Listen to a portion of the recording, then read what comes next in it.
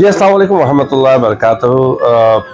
पाकिस्तान के जिस तरह के हालात चल रहे हैं और ऑल राउंड द वर्ल्ड जो है इस टाइम के ऊपर पाकिस्तान के ऊपर नज़रें हैं और स्पेशली जब से एक नई गवर्नमेंट अभी तश्कील हुई है जिसमें फिर वही लोग वापस आ गए हैं जिसके अंदर कहा जाता था पहले कि आपका जो है भाटी की जगह पे ले जाके उनको लटकाऊंगा और उसके बाद फिर वो मैं उनको उनसे करप्शन की चीज़ें निकालूंगा। वही माहौल चल रहा है, बिल्कुल सारा चीज़ें वैसी वापस जिस तरह पहले अभी गवर्नमेंट बनी थी बिल्कुल उसी तरीके से वापस आ गई है। आज मैं स्पेशली ये हमारा प्रोग्राम होगा जिसके अंदर मैं Pakistan UK base British Pakistani permanent journalist Naseem Siddiqui साहब जो पाकिस्तान के अंदर बहुत ज़्यादा काम कर चुके हैं जर्नलिज्म के ऊपर। यूके के अंदर अगर मैं कहूँगा तो मैंने फर्स्ट फ्यू ऑफ जर्नलिस्ट जो यूके के अंदर काम करते थे मैंने उनके साथ काम भी किया है, चीज़ भी की है। वेरी डेडिकेटेड पर्सन और बहुत कहा जाएगा कि पाकिस्तान की बेटरमेंट के लिए इनके दिल में बहुत ज़्यादा जो है दर्द है और वो वाकई करना चाहते थे और वो स्पेशली यहाँ यूके छोड़ के पाकिस्तान चले गए थे और पाकिस्तान में उन्होंने किया। बट अब वो वापस यूके अभी आए उनसे बात भी करते हैं और उनसे पूछते हैं कि क्या माहौल है और आने की वजह क्या हुई और आने वाले दिनों के अंदर पाकिस्तानी सियासत में अंदर वो क्या देख रहे हैं। एंड वन ऑफ मैं कहता हूँ उनको मेरे बड़े भाइयों की तरह हैं और बहुत ही सिंसियर नसीम सिद्दीकी साहब। नसीम सिद्दीकी साहब अस्सलाम वालेकुम सर। वालेकुम सलाम। नसीम भाई आपको कहेंगे हम वेलकम टू लंदन। लेकिन आप लंदन से आपकी जर्नलिज्म वैसे तो स्टार्ट मेरे ख्याल से आपकी पाकिस्तान से हुई थी। हाँ, पाकिस्तान से हुई थी लेकिन मैंने लंदन में बहुत वक्त गुजारा, खास तौर पे जब 99 का मार्शल लॉ लगा मुशर्रफ साहब का, तो जब सब लोग एग्जाइल में यहाँ पे आ गए थे, नवाज शरीफ, शहबाज शरीफ, मोहतरमा बेनज़ीर भुट्टो, फिर यहाँ पे बहुत बड़ी ऑल पार्टीज कॉन्फ्रेंस हुई थी जिसमें इमरान खान साहब भी मौजूद थे और सब साथ बैठे थे। महमूद अचकज़ई, मौलाना फजल रहमान, असफंदियार वली, मोहतरमा उस वक्त हयात थी, नवाज शरीफ, शहबाज शरीफ को बहुत बड़ी एक मैं खुद भी कवरेज करने गया था और उसमें हजारों गाड़ियां दी गई थी और लग्जरियस होटल्स उनको जी बिल्कुल। उसके बाद चार्टर ऑफ डेमोक्रेसी, फिर एमकेएम का एक दौर था, पता आपको, अल्ताफ भाई डॉक्टर इमरान फारूक का मर्डर कवर किया, बहुत मशहूर जुआ स्कैंडल क्रिकेट का, सलमान बट, आसिफ और आमिर। तो लंदन में मैंने बहुत ज्यादा काम किया, लेकिन जब मैं 5 साल अभी इस्लामाबाद में रह के आया हूँ ना, हम थोड़ा सा हम चलते हैं क्योंकि एक जरा मजा आएगा कि क्या बात हुई क्या नहीं हुई। पहले तो नसीम भाई ये बताएं कि फर्स्ट ऑल क्वेश्चन इज आपने जर्नलिज्म यूके में भी किया और पाकिस्तान में किया, what have difference you have seen it. यहाँ पे तो हमने देखते हैं कि कैमरा उठाते हैं और जर्नलिस्ट बन जाते हैं, पाकिस्तान में भी यही हाल है या पाकिस्तान के अंदर जर्नलिज्म के अंदर आने के लिए या आपको किसी पोजीशन में आने के लिए you have to have some kind of degree, क्योंकि आप एक मेरे ख्याल से वाहिद मैं आप सब लोगों को बताऊं कि वन ऑफ फ्यू जर्नलिस्ट जिन्होंने बाकायदा डिग्री हासिल की हुई है और जिनकी एजुकेशन बहुत हाई एजुकेशन है। ये मैं इनसे पूछता भी हूँ कि इन्होंने क्या एजुकेशन भी हासिल की हुई है, वो भी बताते हैं। सर आपकी एजुकेशन क्या थी वैसे? अच्छा, मैं आपको बड़ी मजे की बात बताऊं, मैं अक्सर लोगों को कहता हूँ कि मैंने मास्टर्स किया हुआ है और मैंने मास्टरनी भी की हुई है। अच्छा, वो परेशान हो जाते हैं, यार ये मास्टर और मास्टरनी।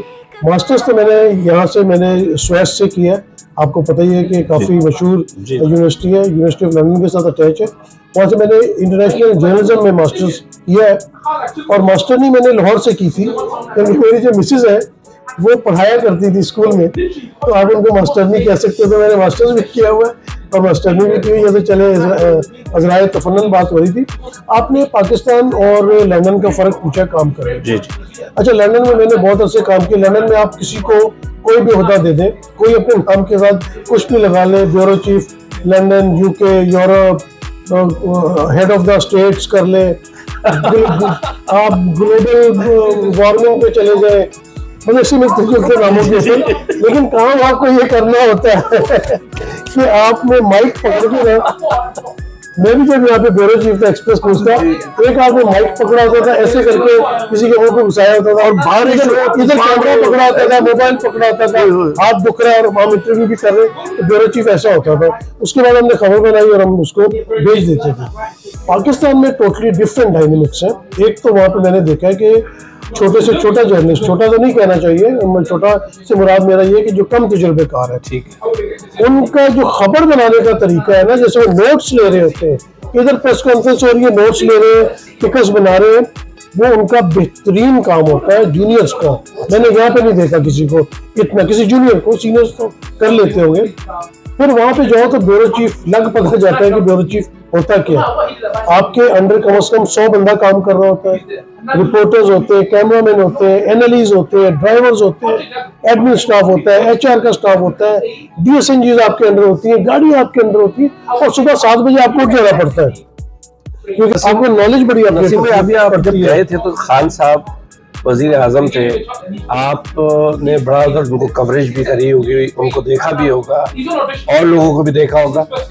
खान के आने के बाद पाकिस्तान की डायनामिक कितनी चेंज हो गई थी, और क्या समझते थे कि आप बहुत जबरदस्त एक माहौल चल रहा था जो हम लोगों को यहाँ से दिखता था? अच्छा देखिए, मैं खान साहब के आने से पहले ही चला गया था, मैं 2017 में गया था। उस वक्त नवाज शरीफ साहब के ऊपर केस चल रहा था, ये एवन फील्ड वाला, और शायद खकान अब्बासी उस वक्त वजीर आजम थे।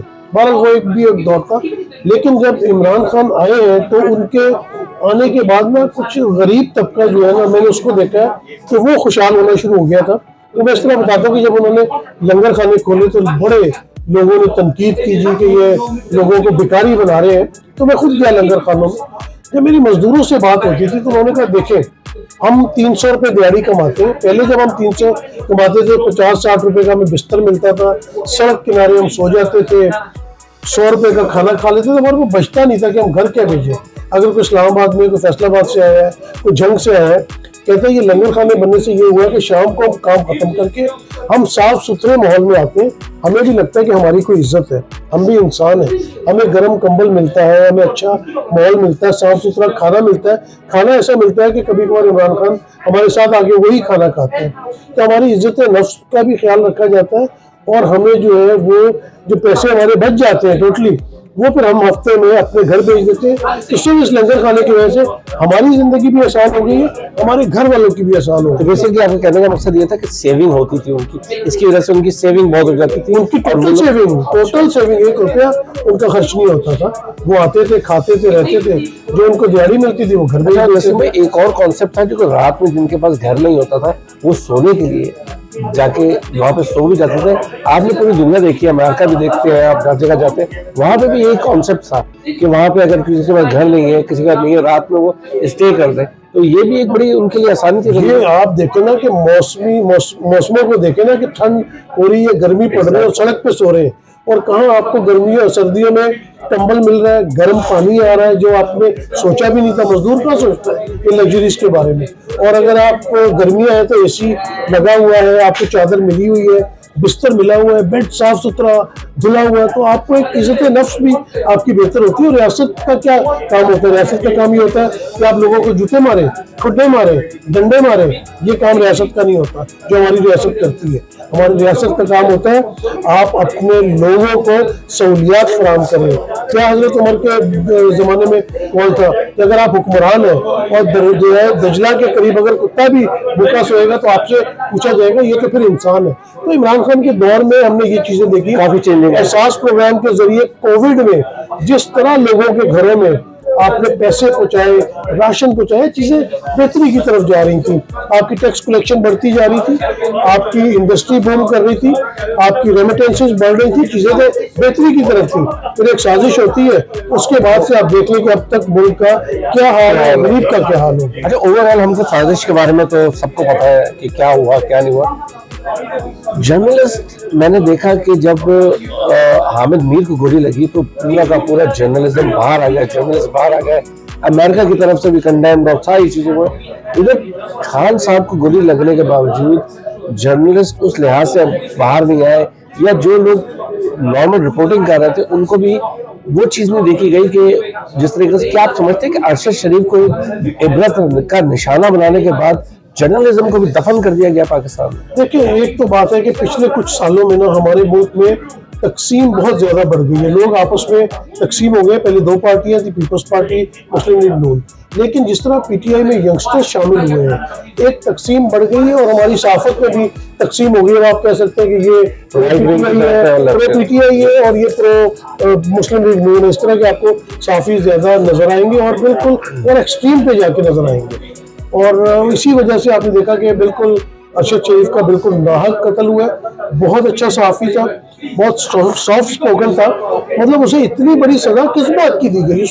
उसने ऐसा क्या कर दिया था? वो तो उसके तो बाप ने इस मुल्क के लिए कुर्बानी दी हुई है, उसके भाई की ने शहादत इस मुल्क के खातिर ली थी।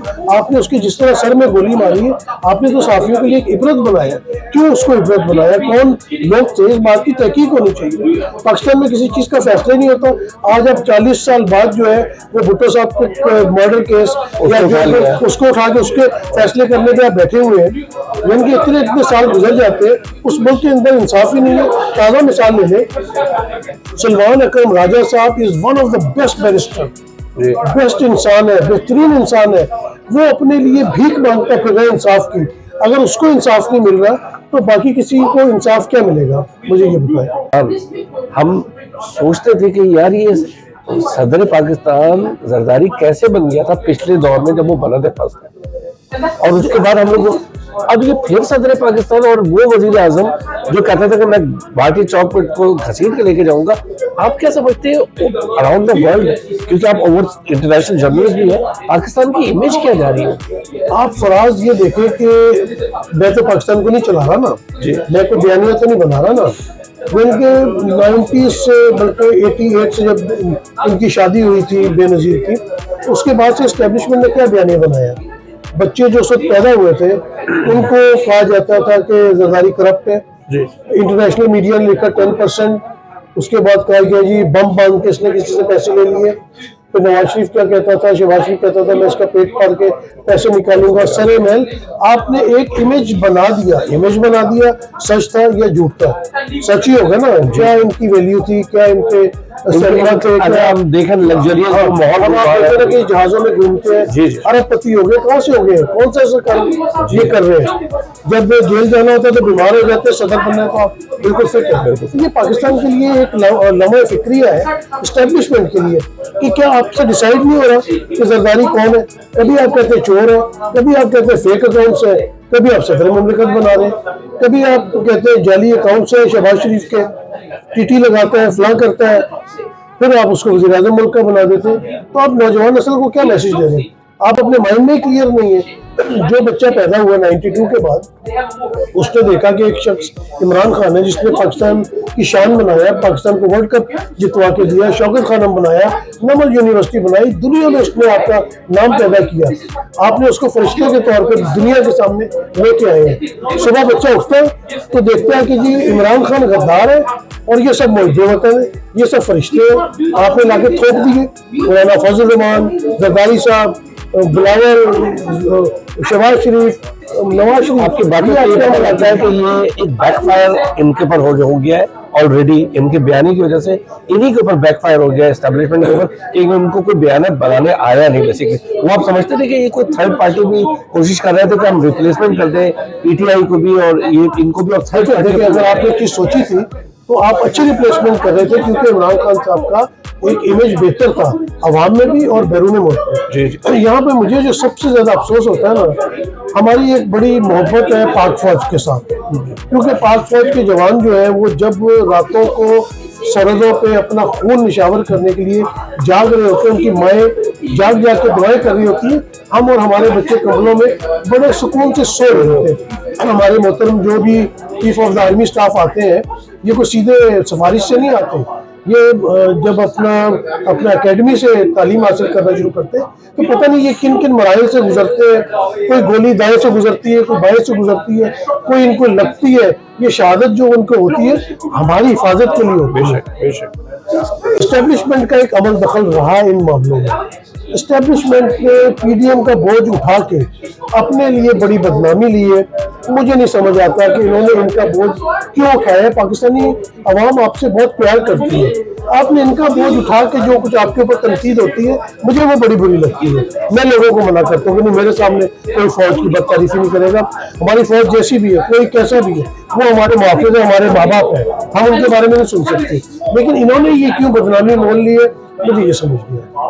और ओवरऑल साहब की जिंदगी को कितना खतरा है, और क्या आप इन दी एंड में समझते हैं खान को इनको बाहर निकालना पड़ेगा, क्योंकि आने वाले दौर में IMF जो महंगाई बढ़ानी है, चीज़ें बढ़ानी है, ये मरियम और शहबाज शरीफ और ये बिलावल तो ये तीनों का नहीं संभाल सकते, क्योंकि इनका इमेज वैसे भी बहुत खराब हुआ है। क्या करें?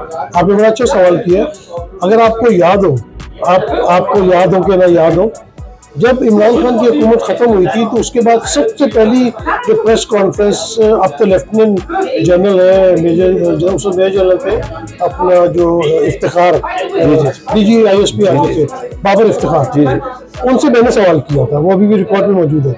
मैंने कहा था कि इमरान खान को जान को खतरा, आप क्या कहेंगे? अगर मैंने देखा था वो ऑनलाइन और मैंने आपको मैसेज भी जी बिल्कुल, वो मेरा सवाल था। और उसके बाद आपने देखा कि वजीराबाद में उनके ऊपर कातलाना हमला हुआ और उनकी टांगों पे गोलियां लगी।